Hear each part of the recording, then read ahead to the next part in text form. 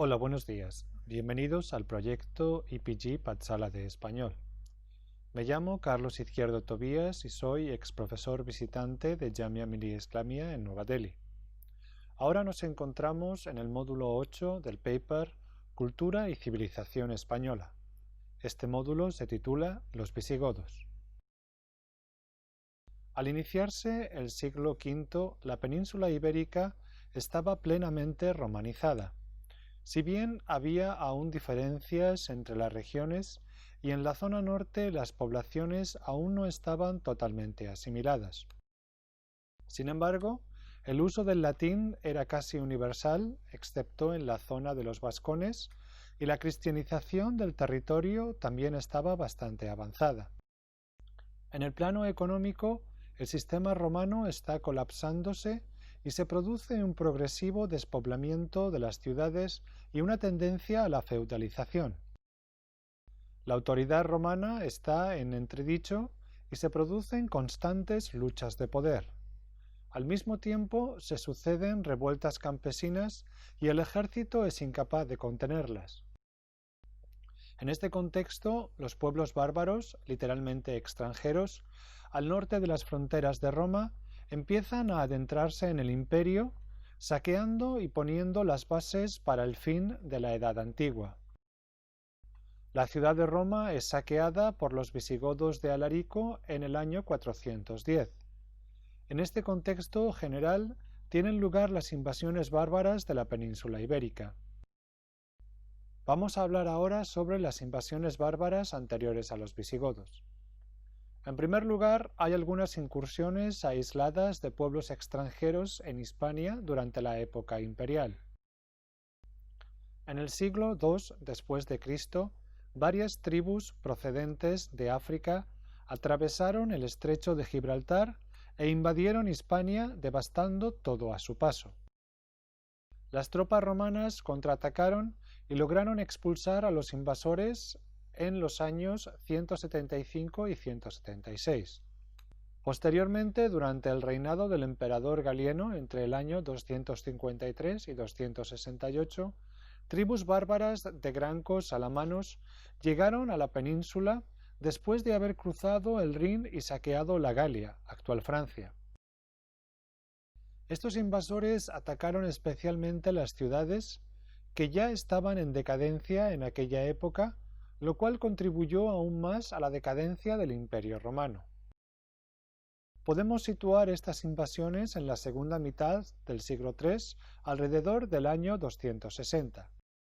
Esta primera fase no fue realmente una ocupación, sino pequeñas incursiones. La gran invasión bárbara en Hispania se produjo en el año 409, en un momento de gran debilidad interna debido a las disputas entre diferentes facciones. Fue así como las bandas de suevos, vándalos y alanos cruzaron los Pirineos y avanzaron por la península sin encontrar oposición por parte del ejército romano, muy debilitado por las luchas de poder y por las revueltas campesinas. En muchos casos, la población local sublevada apoyaba a los invasores. Los suevos, vándalos y alanos se repartieron la península por regiones. Los suevos y parte de los vándalos se instalaron en Galicia, mientras que otros vándalos se asentaron en el sur, en la Bética. Los alanos se quedaron en Lusitania y Cartaginense, mientras que la tarraconense quedó libre de invasores. De todos ellos, tan solo los suevos tuvieron una presencia prolongada en la península, formando un reino suevo en la zona de Galicia que perduró hasta la llegada de los visigodos. Vamos a hablar ahora sobre la invasión visigoda. Los visigodos llegan en 412 al valle del Ródano, al sur de Francia, al mando de Ataulfo, y obtiene del emperador Honorio permiso para asentarse allí a cambio de acabar con los rebeldes de la zona. Sin embargo, ya en el año 415, los romanos comenzaron un bloqueo marítimo que llevó a los visigodos a una situación de penuria. Fue así como los visigodos se convirtieron en aliados técnicamente enfederados de Roma, que los contrató para combatir a los otros bárbaros por la cantidad de 600.000 medidas de trigo. Los visigodos acabaron rápidamente con los alanos y vándalos, lo cual les valió un tratado con Roma que les permitió ocupar el sur de la Galia con capital en Tolosa, actual Toulouse. Así pues, cuando los visigodos entraron por primera vez en Hispania, lo hicieron como aliados de los romanos, con el objetivo de atacar a los otros pueblos bárbaros. Sin embargo, no se instalaron en la península hasta el siglo VI, cuando sus territorios en el sur de Francia se vieron amenazados por los francos. Mientras tanto, los vándalos astongos estaban instalados en el sur de España, pero su situación era precaria y Roma envió un ejército para acabar con ellos. A pesar de la victoria, los vándalos decidieron cruzar el estrecho y fundaron un reino en el norte de África que duraría más de un siglo y medio. De este modo salieron los vándalos de Hispania, quedando solo los suevos en Galicia hasta la llegada definitiva de los visigodos en el siglo VI.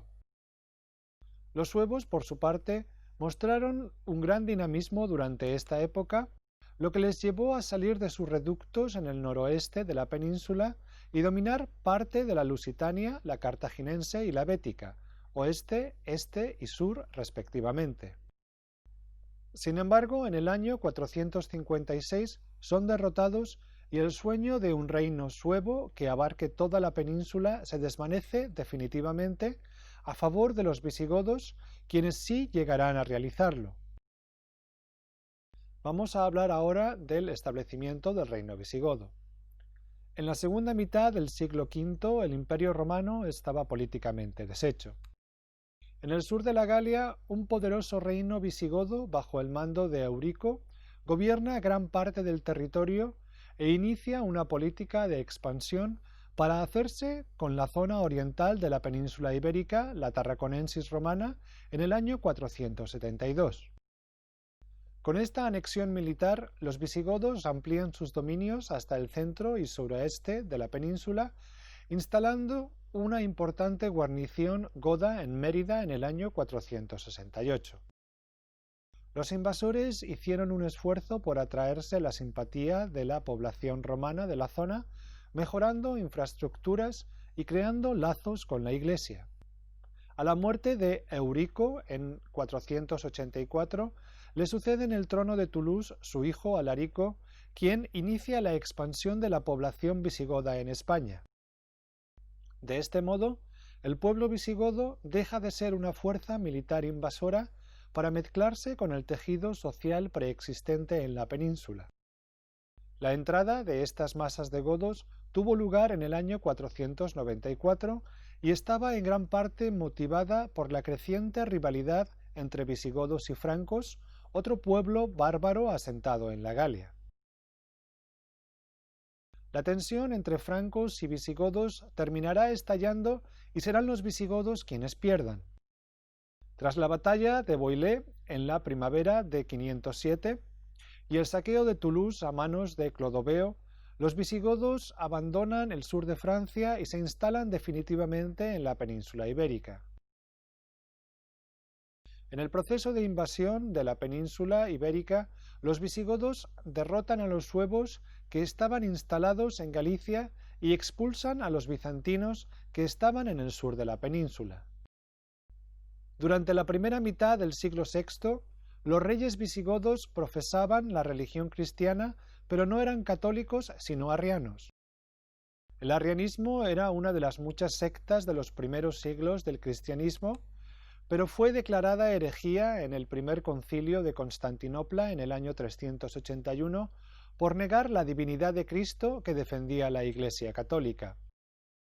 En esta etapa los visigodos no controlaron la península en su totalidad y tienen que luchar contra los suevos que quedan en el noroeste, los pueblos no romanizados del norte y la presencia de los bizantinos en el sur. El imperio bizantino era en realidad el imperio romano de Oriente, con capital en Bizancio, después Constantinopla, actual Estambul. Su emperador Justiniano fue una de las grandes figuras de la antigüedad tardía y con su idea de recuperar el imperio avanzó sobre Italia, el norte de África y llegó a Hispania. Sin embargo, para finales del siglo VI, los visigodos habían expulsado totalmente a los bizantinos. Políticamente es una etapa de mucha inestabilidad, con varios reyes asesinados en intrigas palaciegas y sublevaciones militares. Todo esto termina cuando, en el año 554, Atanagildo se corona rey y establece la corte en Toledo.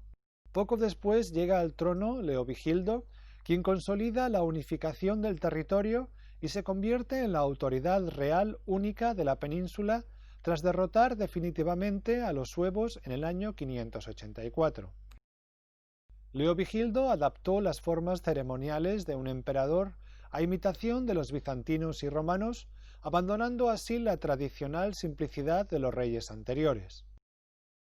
Se vestía con ropas muy caras y llevaba impresionantes joyas. También empezó a acuñar moneda con su propio nombre, en lugar de utilizar las monedas de oro de Bizancio, todo un símbolo del poder que ostentaba. Su política fue muy integradora, lo que resultó fundamental para la consolidación del reino visigodo. Eliminó la ley que prohibía los matrimonios entre visigodos y romanos, lo que indicaba que quería ser el rey de todos los habitantes del territorio y no solo de los godos. Más difícil fue su intento de unificación religiosa, pues anteriormente había un espíritu de tolerancia que permitió que los reyes godos pudieran convivir con la jerarquía eclesiástica sin demasiado problema. Hasta entonces los godos eran arrianos, pero no imponían su confesión a las poblaciones hispanoromanas. Con el intento de Leovigildo de unificar religiosamente a la población de su reino, surgieron muchas complicaciones con la población local y también con los godos que se habían convertido al catolicismo, muchos de los cuales fueron desterrados. Estas tensiones tuvieron como resultado un enfrentamiento entre Leovigildo y su hijo Hermenegildo, que era católico. Hermenegildo se rebela contra su padre en el año 580, pero es derrotado y condenado a muerte. Sin embargo, a la muerte de Leovigildo, su hijo Recaredo asciende al trono y se convierte al catolicismo. Entramos en una nueva fase del reino visigodo, conocida como el reino visigodo católico. Recaredo asciende al trono en el año 586 y al poco tiempo se hace bautizar en secreto. En un primer momento intentó convencer a los obispos arrianos de que aceptaran la doctrina de la Iglesia católica. La conversión de los nobles visigodos al catolicismo fue fácil, pues la mayoría entendieron que era más sabio seguir el ejemplo del rey, si bien hubo revueltas en algunas ciudades, especialmente en Mérida, donde el obispo arriano Sunna se alió con la nobleza local para rebelarse. Tras la toma de Mérida por las fuerzas de Recaredo, éste ordenó quemar todos los libros y textos arrianos, además de suprimir oficialmente la iglesia arriana, que se extinguió poco después. En su política exterior, Recaredo, aconsejado por su madre adoptiva, Goswinda, intentó firmar la paz con los francos y en gran medida consiguió aplacar. No obstante, Gontran I, rey de Borgoña, no acepta la paz y decide atacar a los visigodos, uniéndose a algunos rebeldes arrianos que no aceptaban la conversión de Recaredo. Pero fueron derrotados en Carcasón por los visigodos. Vamos a hablar ahora sobre el Tercer Concilio de Toledo. El Tercer Concilio de Toledo es el acontecimiento que marca en la historia de España el comienzo del catolicismo como religión oficial del Estado, algo que habrá de perdurar hasta la actualidad. El concilio comenzó el 8 de mayo del año 589 y en él Recaredo se presentó como un rey católico, a pesar de que su conversión era muy reciente, que había convertido a sus súbditos. La iniciativa de convocar el concilio fue del propio rey, con el objetivo de hacer pública su profesión de fe. Seguidamente, los representantes del pueblo visigodo, 5 nobles y 8 obispos, abjuraron oficialmente del arrianismo en nombre de su pueblo. Según las actas del concilio, los hispanoromanos arrianos fueron admitidos en la Iglesia con una simple confirmación. No fue necesario bautizarlos de nuevo, lo cual facilitó mucho las cosas. Los templos arrianos pasaron a manos de la Iglesia. Tras la muerte de Recaredo en el año 601, hubo un nuevo periodo de inestabilidad en el que se suceden varios reyes que son asesinados como Liuba II, Viterico, Gundemaro y Recaredo II. El hito más importante del reino visigodo en el siglo VII es la promulgación de un código de leyes para todos los habitantes del reino conocido como Liber Ludiciorum. El Liber Ludiciorum fue promulgado por el rey Recesvinto seguramente en el año 654. Por esta razón se lo conoce popularmente como Código de Recesvinto. Era probablemente una imitación del Código de Justiniano, el emperador romano bizantino, y regulaba todos los aspectos de la vida de los visigodos. La importancia de este código en la historia de España es muy grande, pues fue utilizado después de la derrota del reino visigodo por los reinos cristianos durante la Edad Media. De hecho, fue traducido al castellano medieval en el año 1214 por Fernando III de Castilla con el nombre de Fuero Juzgo, quien lo utilizó como código legal, literalmente Fuero Juzgo, en los territorios reconquistados a los musulmanes. En conclusión, los principales avances del reino visigodo se pueden resumir de la siguiente manera. En el plano territorial destaca la derrota completa de los otros pueblos bárbaros, unidad territorial de la península prácticamente completa, algo que no sucedía desde la época del Imperio Romano. No obstante, hubo algunos focos de resistencia bizantina en el sur. En el plano político destaca la configuración de una monarquía estable. En el plano religioso destaca la adopción del catolicismo como religión oficial del Estado y el fin de los enfrentamientos religiosos, y en el plano jurídico destaca el Liber Judicionum. La sociedad visigoda estaba dividida en varias clases. Los visigodos eran una minoría que monopolizaba el gobierno de no más de 200.000 individuos, quizá no más de 150.000. Había leyes distintas para godos e hispanoromanos, si bien con el paso del tiempo hubo una fusión entre ambas comunidades como resultado del aumento de los matrimonios mixtos. Precisamente una de las causas de la promulgación del Liber Judiciorum fue atender a esta realidad, así como recoger el derecho romano anterior que era imperante en las cuestiones entre ciudadanos hispanoromanos. También había en esta época importantes minorías de carácter religioso. Durante la primera mitad del reino hubo tensiones entre arrianos y católicos, pero tras el Concilio de Toledo ambas confesiones se unificaron. En el caso de los judíos, que eran una comunidad muy poderosa, a raíz de la conversión de Recaredo al catolicismo, hubo una mayor discriminación contra esta comunidad. La división económica fundamental del Reino de Toledo era entre hombres libres y siervos, que sustituyeron a los esclavos del mundo romano. Este cambio ya había comenzado en el Bajo Imperio Romano y se consolida ahora sentando las bases de la economía feudal, que será la base durante toda la Edad Media. La sociedad visigoda estaba dominada básicamente por actividades agrícolas y ganaderas, sin el esplendor minero o comercial de la época romana. Políticamente, la mayor debilidad del Estado visigodo era su sistema de sucesión monárquica. En teoría, los reyes accedían al trono mediante una elección entre los nobles, pero en la práctica, los reyes tenían que acceder al trono de manera violenta, de modo que las usurpaciones y las guerras fueron muy frecuentes. De hecho, la entrada de los árabes en el año 711 tiene como desencadenante una disputa monástica. En el plano lingüístico, la huella visigoda es muy superficial y se reduce al plano léxico o vocabulario. Ejemplos de esta influencia son burgo, con el significado de ciudad, guerra, que sustituye al latín bellum. También muchos nombres actuales castellanos son de origen godo, como Fernando, Álvaro o Alfonso.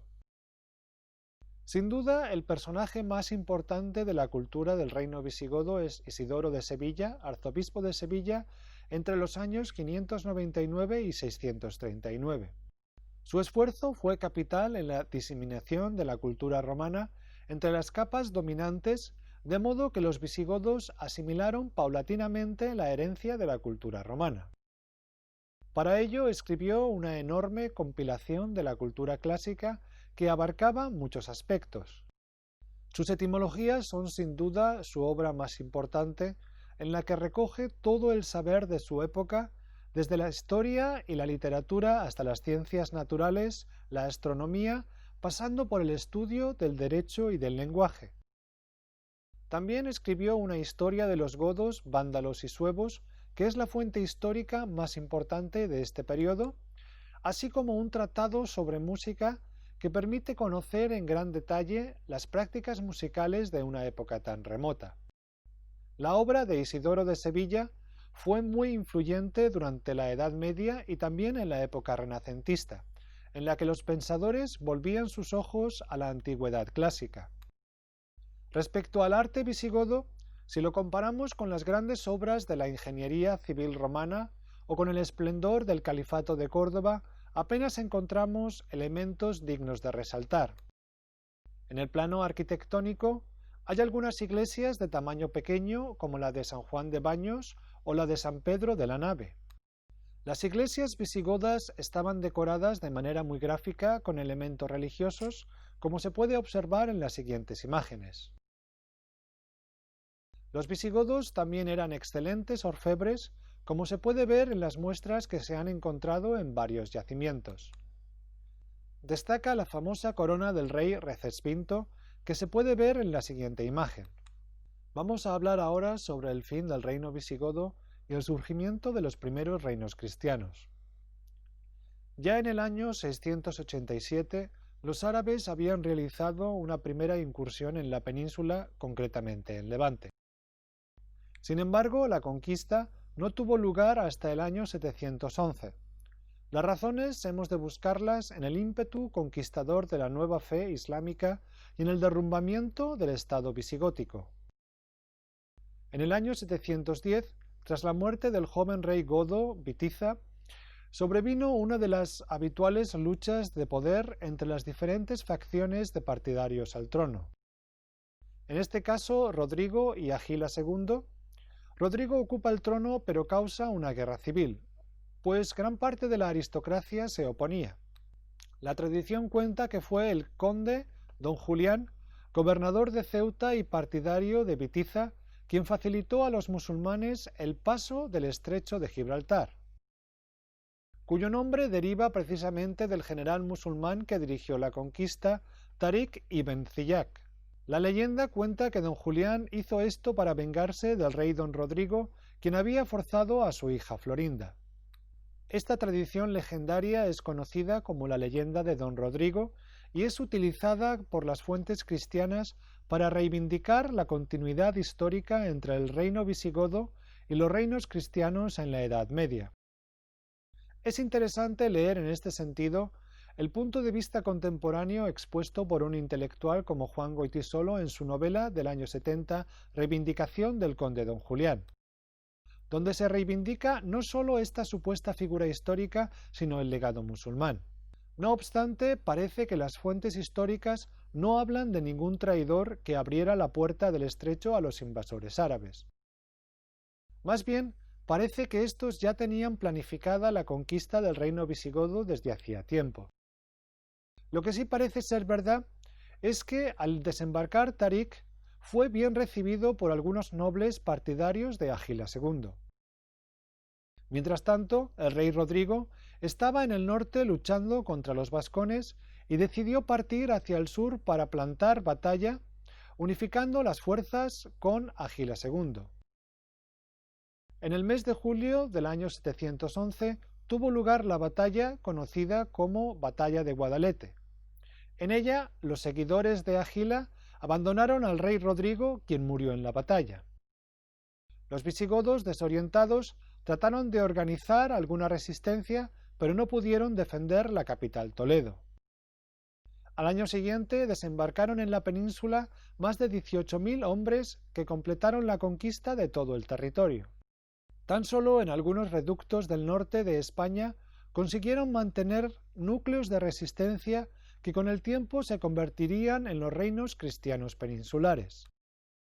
Y termina aquí el módulo dedicado a los visigodos. Muchas gracias.